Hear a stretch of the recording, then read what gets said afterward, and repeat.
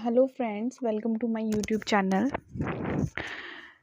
आज हम डिस्कस करेंगे 3D ज्योमेट्री के इम्पॉर्टेंट क्वेश्चंस हम इस तरह से डिस्कस करेंगे कि ताकि हमारा सारा ही चैप्टर 3D ज्योमेट्री का कवर अप हो जाए, क्योंकि क्वेश्चंस में जो जो फॉर्मूले आते जाएंगे, जो जो भी डिस्कस करने वाला होगा वो क्वेश्चन के साथ साथ हम डिस्कस करेंगे। तो जैसे आप देख सकते हो, मेरे पास जो क्वेश्चंस है वो मैंने MCQ बेस्ड टाइप क्वेश्चन बना रखे हैं। तो जैसे पहला क्वेश्चन है, पहले क्वेश्चन में बोला है कि LMN, ये DC मतलब डायरेक्शन कोसाइंस होगा। एक लाइन के LMN जो है वो डायरेक्शन कोसाइंस है, तो L square M square N square का जो सम है वो क्या होगा। कुछ नहीं करना आपने, ये डायरेक्ट रिजल्ट है। जिसने 3D ज्योमेट्री पढ़नी है तो जो मैं चीज़ नोट करने के लिए बोल रही हूँ मीन्स वो डायरेक्ट रिजल्ट है, वो आप ऐसे ही लर्न कर लो, ठीक है। तो हमें पता है कि L square M square N square इनका जो सम होता है वो क्या होता है 1। कुछ नहीं था, बस ये हमें एक डायरेक्ट रिजल्ट है जो हमें याद करना है कि L square M square N square का जो सम होता है 1। तो इसका आंसर आ गया 1। नेक्स्ट क्वेश्चन है कि डायरेक्शन को साइंस हमें लाइन के दे रखे हैं और हमें डी आर फाइंड आउट करने हैं। डी आर मतलब डायरेक्शन रेशोज। तो ध्यान से देखो, हर क्वेश्चन में एक मतलब हमें एक प्रॉपर्टी है या कुछ भी बोलो निकल के आएगी जो आने वाले क्वेश्चंस में हमें हेल्पफुल करेगी। मतलब हमें क्वेश्चन को देख के डरना नहीं है, क्वेश्चन बिल्कुल ही मतलब सिंपल है। बिंदास होके पढ़ना है, बिंदास होके हमें चीज़ें समझनी है। तो जैसे जो ये हमें अपॉन में दे रखे हैं, क्या बोल रहा है कि ये डायरेक्शन को साइंस है, हमें क्या फाइंड आउट करना है, हमें फाइंड आउट करना है डायरेक्शन रेशोज। तो देखो, डायरेक्शन कोसाइंस में ही हम डायरेक्शन रेशोज निकाल लेते हैं। मीन जो हमें ये टर्म्स दे रखी है, कहने का मतलब 3, -2 और -6, ये क्या होते हैं, डायरेक्शन रेशोज होते हैं। डायरेक्शन रेशोज को हम ABC से डिनोट करते हैं। और जो यहाँ पे LMN है, जैसे मैंने फर्स्ट क्वेश्चन में बोला कि जो LMN है ये क्या होते हैं, लाइन के DC होते हैं। उसी तरह ABC क्या हो गए, डायरेक्शन रेशोज हो गए। तो सिंपल सा कंसेप्ट ये निकल के आता है कि कभी भी हमें लाइन के डायरेक्शन को साइंस दे रखे हों तो जो उनका न्यूमिनेटर होता है, वो जो वैल्यूज़ होती है न्यूमेरिकल वैल्यू, वो हमारे पास क्या होते हैं, डायरेक्शन रेशोज मतलब ABC की वैल्यू। आई थिंक ये समझ आ गया होगा। नहीं आया तो नेक्स्ट आने वाले क्वेश्चंस में ये कंसेप्ट आपको अच्छे से क्लियर हो जाएंगे। अब जो मेरे पास नेक्स्ट क्वेश्चन है वो ज़्यादा इंपॉर्टेंट क्वेश्चन है फॉर कॉम्पिटिटिव व्यू से। नेक्स्ट क्वेश्चन में आप देखो, नेक्स्ट क्वेश्चन में क्या बोला है कि हमें दो लाइंस दे रखी हैं जो इस तरह से इक्वेशन होती है x upon something y is equal to y upon something. ये लाइन की इक्वेशंस हैं, चलो ठीक है। लाइन की इक्वेशंस दे रखी है, फाइंड आउट करने को बोला है कि एंगल फाइंड आउट करो, ये दो लाइंस के बीच में कितना एंगल बनता है।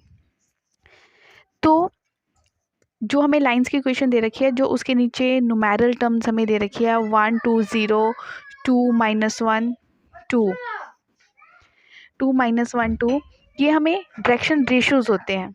क्योंकि अगर हम लाइन की इक्वेशन देखें तो वो होती है हमारे पास x माइनस कोई पॉइंट अपॉन डायरेक्शन रेशो इसी तरह से y upon y minus upon b is equal to z minus z1 upon c, ठीक है। तो कहने का मतलब है कि जो हमें ये न्यूमेरल्स दे रखे हैं, ये हमें किसकी वैल्यू दे रखी है, डायरेक्शन रेशोज की वैल्यू दे रखी है। मीन्स अब मेरे पास आ गया a1 आ गया 1, b1 आ गया 2, c1 आ गया 0। और यहाँ से जो सेकेंड लाइन की इक्वेशन है उसमें से a2 की वैल्यू 2 आ गई, b2 की वैल्यू -1 आ गई और c2 की वैल्यू हमारे पास कितनी आ गई, 2 आ गई, ठीक है।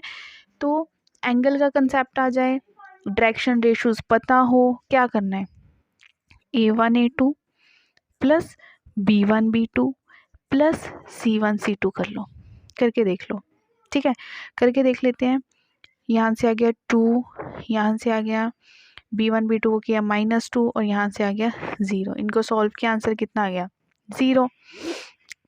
क्या क्लियर हुआ? जब भी ज़ीरो आए, किसकी value A1 A2 B1 B2 C1 C2 की वैल्यू ज़ीरो आए, दिस शोज़ दैट कि जो मेरे पास टू गिवन लाइंस है वो क्या है, परपेंडिकुलर टू ईच अदर है। वो क्या है, परपेंडिकुलर है। परपेंडिकुलर है, परपेंडिकुलर मीन्स एंगल कितना डिग्री होल्ड करेगा वो, π/2। तो इसका आंसर कितना आ गया, π/2। आई थिंक आपको क्लियर हो गया होगा। एक बार मैं इस क्वेश्चन को रिपीट कर देती हूँ, क्योंकि जो बिगनर्स हैं उनके लिए ये कंसेप्ट समझना बहुत ज़रूरी है कि जब मुझे A1 B1 C1 दो लाइंस गिवन हो, ठीक है, A1 B1 C1 A2 B2 C2 पता हो, क्या करना है, कुछ नहीं करना, मल्टीप्लाई कर दो किस किस को, A1 A2 plus B1 B2 plus C1 C2।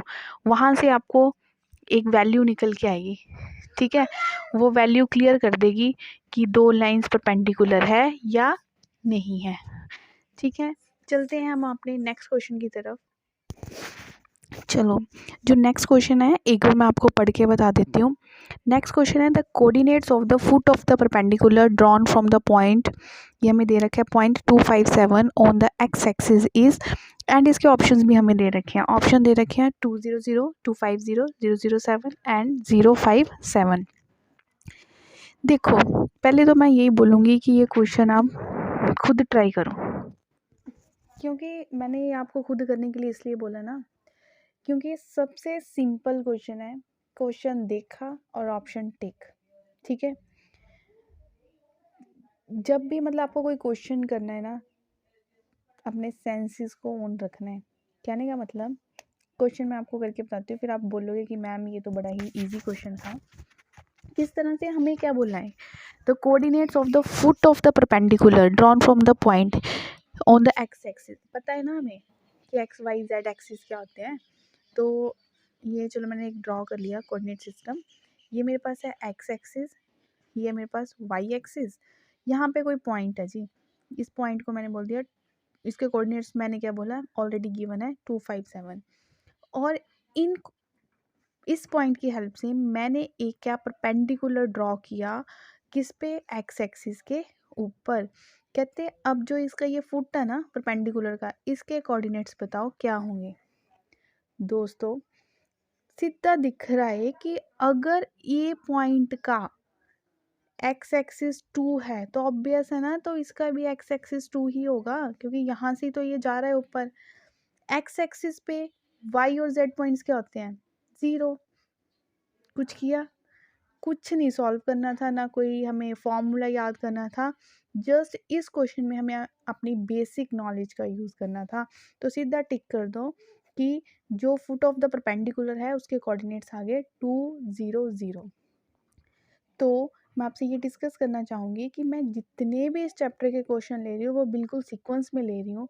अगर कोई 3D ज्योमेट्री की अच्छे से तैयारी करना चाहता है तो इन वीडियोस का जो भी मैं पार्ट बना रही हूँ उसको कंटिन्यूटी में देखते जाएं, आपके लिए बहुत ही हेल्पफुल होगा।